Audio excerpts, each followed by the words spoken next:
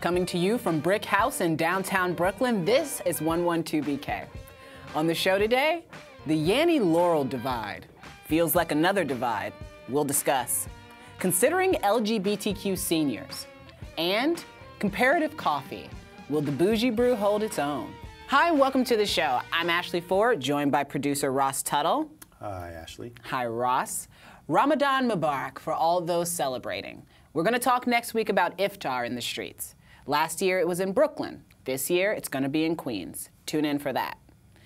Ross, I'm assuming that you, like everyone else out there, has taken the Yanny-Laurel test, right? Yes, that is correct. And I heard Yanny. What about you? Interesting. I heard Laurel. I have only ever heard Laurel. It's Yanny. I've tried to hear Yanny. I continue to hear Laurel. It's Yanny. It's not Yanny. It's Laurel. It's Yanny. It's Laurel. Okay. Well, so this divide has me thinking about another divide, the divide in our politics, the divide in our culture. And I think it's a perfect metaphor for those politics and the polarization right now. Tell me more, Ross. Well, you literally can't hear what the other side is saying. It's kind of crazy, right? When people hear that and they're like, wait, you heard what? They don't believe it. So, and then you realize it's true that they actually did hear something else. You get beyond the disbelief that someone is indeed hearing something else, then it's sort of mind-altering. You think, wow, you start to question your own truth. Well, the Times had on its site this little audio trick where you could tweak it, and once you tweak the audio, you might be able to hear Yanny or Laurel. I played with it, still only hear Laurel. Wow, so that's a problem. See, if we were to have something like that to kind of fix our politics and our polarization, I don't know if it would help us when, you know, a presidential candidate says, you know, I want to deport all Muslims or not let Muslims in the country. One side might hear security, the other side might hear that's racist and discrimination. And then there are a whole bunch of people in the middle who hear a madman saying something mad, or they hear a reasonable man saying something reasonable. Or they hear something between those two things. And I think that maybe we should leave a little more room in our discussions with each other to hear not just what's coming straight into our ears, but maybe what's around that as well. That's a good idea. Is it? That'll work. I think it's a good idea. On the show today, we're going to hear from two organizations advocating in Brooklyn and beyond for LGBTQ seniors. And then I'm really looking forward to this. A coffee comparison. We're joined by a coffee connoisseur, and we're going to sample some different Brooklyn brews and guess which is which. Stay tuned.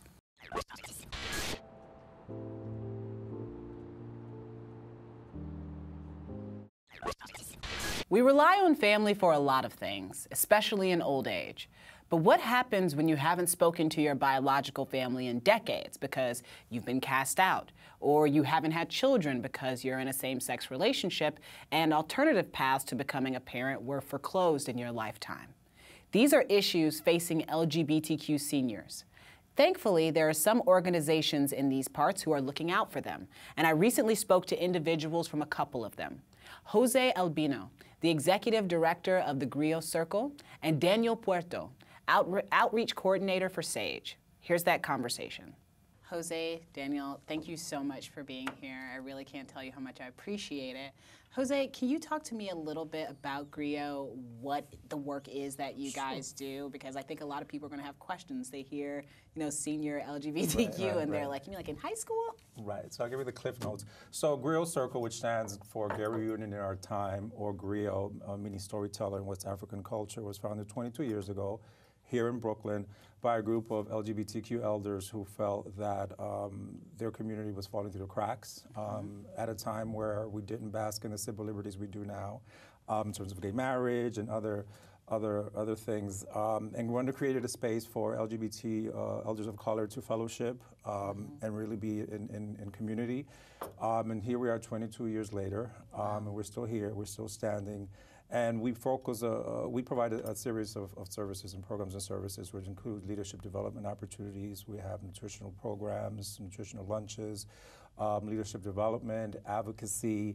We provide health and wellness, Tai Chi, yoga. Our motto is that we don't do bingo.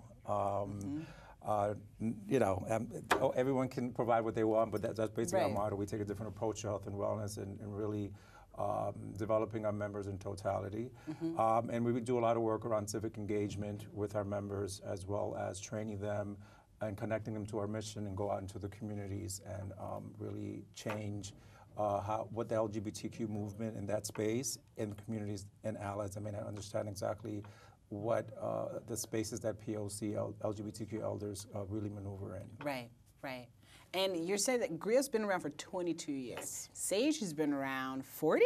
40. 40 years. Can you talk to me about, because I know you guys obviously work in the same space. What are some of the unique, and I'm directing this question toward Daniel, just making that clear for the people who are listening on the podcast. What are some of the unique challenges that elderly LGBTQ people are facing? So, SAGE has been around for 40 years. This year marks our 40th year anniversary. And there's, as LGBT individuals, our challenges are just so much more different than from your average cis heterosexual identified or individual in humanity. We are individuals that because we come out at an early age or are forced to come out or are outed, we lose family ties. Because of our gender expression, gender identity, or the development of that, we lose employment opportunities. And that tied, the loss of a supportive ecosystem that combines, a job that is able to allow you to feed yourself and to develop in society peacefully and community, family ties. The effects of that is isolation. And so one of the key things that our LGBT older adults face right now is isolation, and that's where SAGE comes in and provides spaces. Talk to me a little bit about National LGBTQ Elders Day, and how, I didn't even know that was a thing, and it's a thing, and it's totally a thing. It's totally a thing. So, National Honor Your LGBT Elders Day occurred in 2016 by an organization that's in Baltimore, Chase Braxton, and their organization who started off servicing predominantly gay men. Now their portfolio looks completely different. And I think that it's about awareness and celebrating our elders. I think that, the youth today, and I may count myself as a youth, yes. But a lot of us, like I said before, we really bask in these civil liberties, not understanding that there was a struggle, that there's a history, that there's this group of individuals that really made what we celebrate and how we honor ourselves and the spaces and the authenticity with which we cement and claim our places in the LGBT movement or not, right? There was a group of individuals who made who we are today as gay men, as trans women, as the TJC community, who made that possible. And there was this disconnect that they were not celebrated or acknowledged. I think that that's really why it was created, to really acknowledge and validate and say, this is a movement with a history. And within that history, it involved who are now older folks, right? And these individuals need to be told that they matter and that they're part of the movement and they were central to the movement. But aside from that piece as well, I think what it says to me as an individual who's been doing this work for some time and working with seniors as well, that the LGBTQ community, the aging community, have been part of the economic engine, the social and narrative fiber of this country, not just in the LGBTQ space, as citizens, right? So it's kind of, for me, marries that to understanding and awareness that these individuals have been here and they are here, so we need to honor who they are and what they've contributed to the movement. And celebrate them today. Don't wait until people are gone. Exactly. As a queer person, one of the things that I think about quite a bit is how many people we lost, how many people who I'll never get to know, who sincerely would be the elders and the mentors and things like this of this time, and we lost them to the AIDS epidemic. Can you talk to me about, and this is directed again towards Daniel, can you talk to me about how that history and how that part of history plays into what we're seeing today and the need for organizations like SAGE and like GRIOT? Yes, I think that it goes back again to a community that lost community members that lost their counterparts, community members that lost their partners who they thought they would be with for the rest of their lives, and who lost trust, not only who lost trust within also the medical system that rejected care and support for them. And so when we are dealing with a community group that has undergone so many different levels of trauma and so many different historic and personal, either directly or indirectly experiences, our work is to value them and honor them, like Jose said, and through that, you know, making sure that we're not only celebrating them one day out of the whole year, but every day. Yeah, I think that and he's right, and I agree with that. I think that for both organizations, it's very important for us to exist.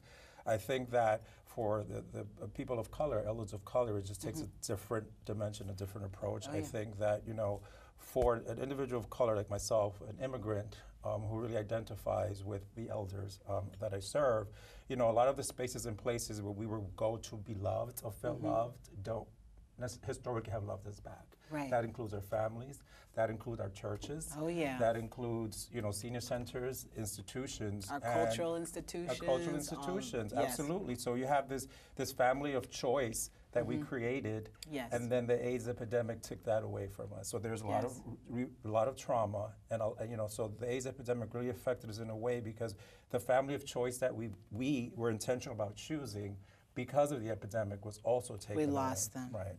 We lost them. Just a couple really quick final thoughts. Can you tell me really quickly, what are some ways that people like me who are interested that we could help GRIOT? Oh, okay. So for really simple, I think that you can help GRIOT by living in your truth. First of all, be authentic to who you are and those around you. We have a lot of opportunities to volunteer. You can go to www.griotcircle.org. We have a lot of opportunities where individuals can come in and volunteers. You can certainly make a donation to the organization as well, and just come in and really, you know, fellowship with our members and really step into a day in their lives. And I think that will help change the lens of how individuals may see theirs and individuals around them. Daniel, how about Sage? At Sage, you know, we've been leading advocacy at a national level, and we know that the current political climate that we live in is attacking minority groups, is attacking communities that our current administrator is not friendly to. Right now, we launch our Care Can't Wait campaign, which is following the cake case, what's that? Oh, yeah. In 2012, where the LGBT couple was denied a cake for their wedding, and so following this incident, institutions have used the conscious and religious freedom divisions at the Department of Human and Health Services as a way to shield for discrimination, and we want to make sure that community members who care about LGBT members or LGBT community members say no to this and support our advocacy by going to sageusa.org/carecanwait and joining our movement to petition for all of our communities to be heard and acknowledged and respected. That's fantastic. Thank you both so much for being here. Thank you for having us. Thank you enough. This was amazing. Stay tuned for some comparative coffee tasting. I love cupcakes and candies, chocolate and jelly beans, but nothing tastes as sweet. At the turn of the 20th century, Brooklyn was the coffee roasting capital of the U.S. And today, it's said that New Yorkers drink more coffee than all other Americans, in a country that consumes 1/5 of the world's coffee. But what kind of coffee? As I see it, we've got a few different kinds. There's your bodega coffee, there's your megalith chain store coffee, Starbucks. As of 2014, there were 27 of these in Brooklyn. And the CEO, Howard Schultz, is originally from Brooklyn.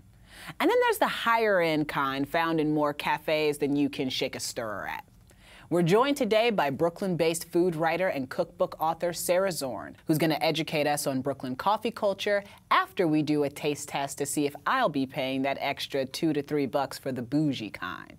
Sarah, Thank you so much for being here. Thanks for having me. We're getting bougie today. We might get bougie. We'll see what happens. Watch me pick the McDonald's stuff, and I'm going to lose all my cred. And I might too. We'll see. Sometimes we I feel like my tastes are really expensive. We actually don't have McDonald's, unfortunately. Sorry to disappoint you. All right, it's gonna be whatever the bottom of the ladder stuff is. Let's see. We're gonna keep it together. Try to put my bougie pants on today. Bougie pants. This is Ross Tuttle, our producer, who is also going to be our barista today, helping us. You should have waxed your mustache. Or the handlebar? Yeah. Yeah, right. I know. I'm sorry. Have you ever done that before? Okay. No, I haven't. You recommend it? Yeah, man. It sounds like a mistake If you're not looking to. for new work as a barista, Yeah, Get you that wax get the on. wax and you do I the gotta curly shave the rest thing. of it. That's if like an producing everyday doesn't thing. work out. No. You only have to shave the rest of it if you're going to be a mixologist. Really? He doesn't know any of the rules. How do you do Bring in that? the You got to education. accentuate the Yeah. handlebar. You need to remove the rest. I'm just no? telling you what the rules are. Please, Okay. help us out here. Okay, so we're going to start with coffee number 1. Bring it on. All right. I am under gonna caffeinated try- today. I came. I'm going to try not to I spill. need my On jitters. purpose? Need my jitters. Get my jitter on. Smells like Is it coffee. fragrant? I don't know. You guys tell me. I smell, let me see. There's death. What notes do you smell in this? Yeah, that's, like an infinity stone maybe? Or like, it's pretty hot. Yeah. And I'm supposed to just sip this now? Do you want to let it cool down a bit? Yeah, I'm gonna These let it cool thermoses are down doing a their little job. bit. Should Yeah, we do we our should. little sniff and? Is that what we do? the- Okay. Yeah, like wine. We Like swirl. wine. I actually don't know. I mean, we should have somebody here to educate us on cupping, which is the proper Oh yeah, they call it way cupping. of tasting coffee. How Is did you it get still into the too- coffee biz? I am not in the coffee biz. I'm in the generalized food and drink biz. We just so- roped her into Food and this. drink. We just roped you into telling us about coffee. So my coffee knowledge is, scant at best. We're just putting her to the test. Beautiful. Yes. You tasting? We're tasting. We're Hope we're gonna not taste. burning. All right.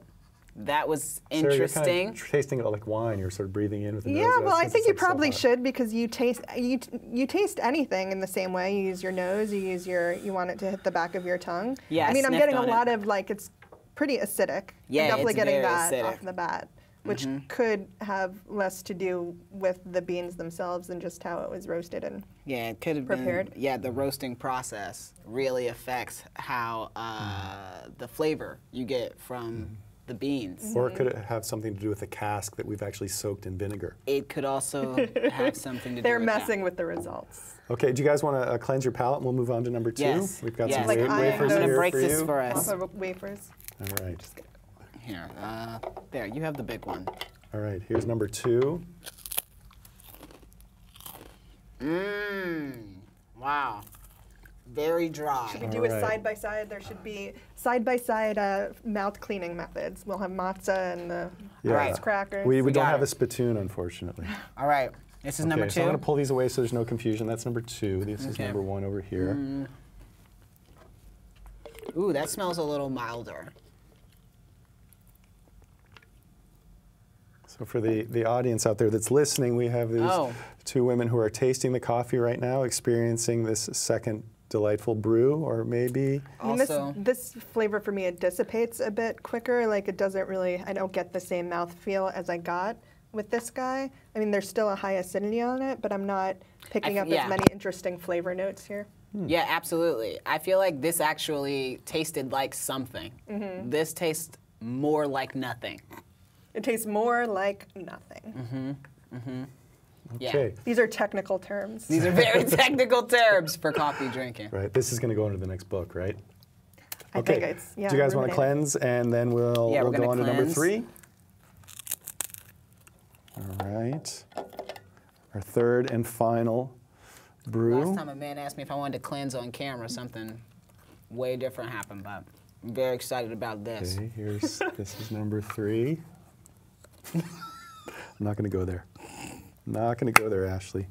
I love that you went there. I feel like you just opened doors for me on this show. Yes! Thank you. Yes! I was trying to keep it censored, but all right.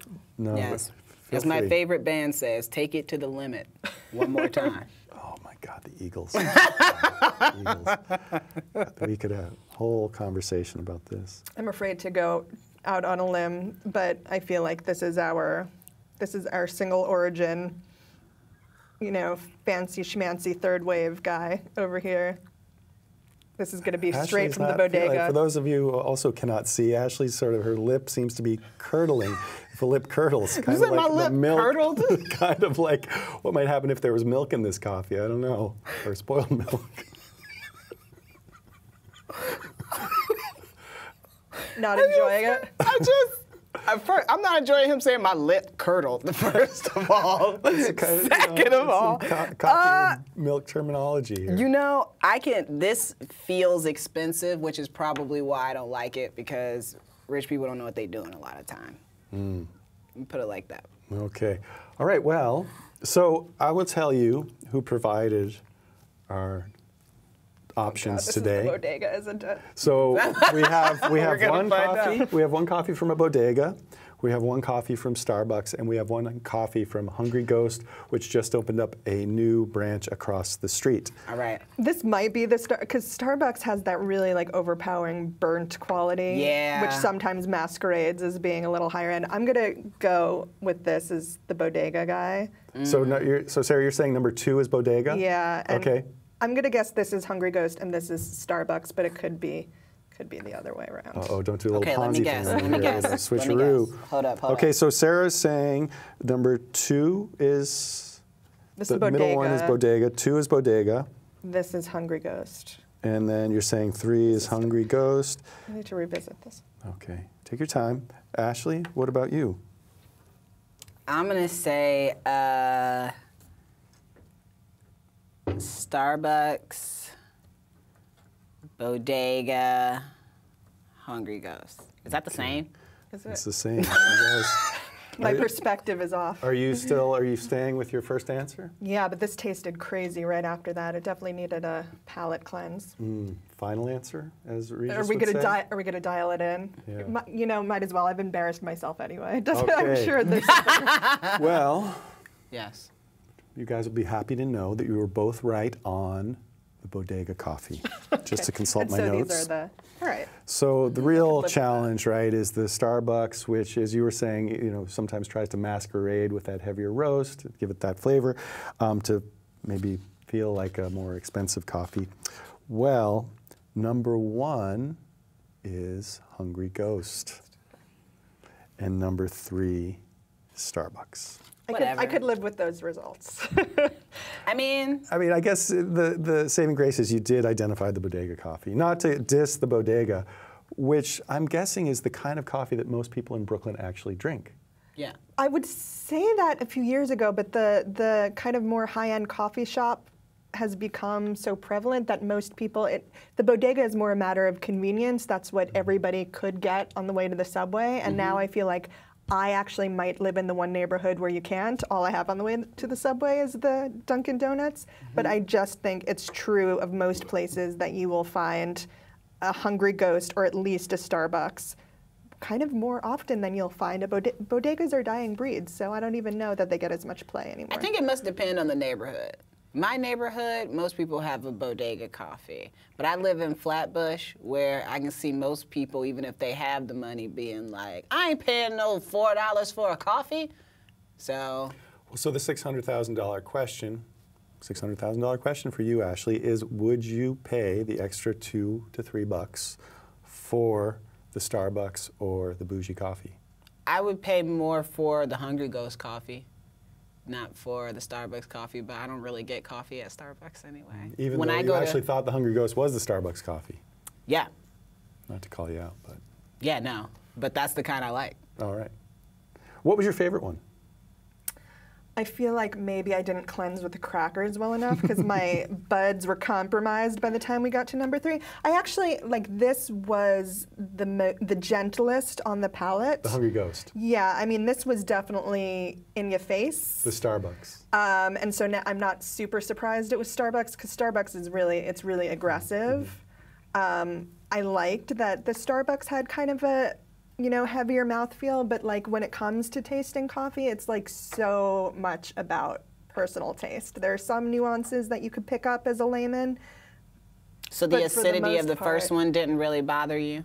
Well, that's definitely the first thing I noticed. Right. But then it became gentler. Yeah, over I mean time. that's the thing about good coffee. It could kind of hit you in the face, but you shouldn't get a lingering aftertaste. And this guy was more of a lingerer. Right. So I think when I kind of revisit the experience in my head, if not on my palate, this left me with the best overall coffee experience. So can I just give you guys a quick couple notes, and I think we got to wrap it up. But on the different coffees, just sort of origin-wise, the Hungry Ghost coffee, is called their Hairbender blend from Indonesia. Rich textures are balanced with the classic flavors of North Africa and Latin America. Starbucks all over the world, mostly Latin America. Bodega coffee was from Colombia. And then West Africans, the Hungry Ghost is 100% fair trade. Starbucks, I don't know if this version was fair trade, but the Italian coffee, all their Italian coffee is all fair trade. Bodega, we got an NA on that. Listen, I expect them to have a primer sitting in the back. I want to know everything there is to know about the origin of my bodega. And then also, so the Hungry Ghost said they serve between 200 to 300 cups a day. Starbucks, 348 cups of coffee yesterday at this branch. Wow. And then the Bodega said they serve about 3,000 cups a day, which might be an exaggeration. Yeah, that don't sound right. Even in Elf, when he like passes by the bodega and it says like Yes. number Best one yeah. best coffee in the world. And they're like, best coffee in congratulates the them. world. And he might just be thinking like, God, how many times do I got to change this stupid filter and pour more coffee and pour Right. more water in there? This is a pain in the ass. Celebrate you, And then the Bodega, price breakdown, celebrate which is you. important. Hungry Ghost, I guess for a small, $275, $325 for a larger cup. The Starbucks, not clear. I don't know all their distinctions between the sizes, and I can never remember like but maybe the Venti was $265, so not so much less No, that than would've the Hungry been- Ghost, or that would- tell me. I don't know these. That would have been the distinctions. smallest size if Okay. it was 265. Right, in and my then opinion. the Bodega one. Anyone care to venture a guess how much the Bodega one was? $1. $1.19. $1. It is a straight dollar. Is dollar. it 99 cents or it's a straight dollar? I think we got a It's a dollar. straight dollar. Hand of a dollar, no change. baby. Quick transaction, in and out. So right? this is the way I do coffee. Like you buy the good beans and then you brew it at home. Like, and you Yeah. don't need a fancy schmancy like Just you get know. you a little bean, like a little grinder. Yeah, for when no. you get the fresh beans. You just need the regular, 8-cup brewer, and you just get the good beans, and then it all evens out. Fantastic. Awesome. That's wonderful. Thank you so much, Ross, the barista slash Go buy producer. some mustache wax, and we'll Thank do you this so again. much, Sarah, for being here. Of course, and thank for you. helping us taste our coffee and figure out what we want to drink next time. Yum. Yes, I'm going with Hungry Ghost. And that's the show. That's our week. Join us next week for our special 100th episode. Woo! Ba, ba, ba, ba. Sorry, I don't know why I did that. That's the coffee Have a great talking. one. This is the kind I of hope host you're you happy have now. who wants I to hope you're happy cut off how the nose you've to hurt spite your cause Rice Krispie forever. treat. I hope you think face. you're clever.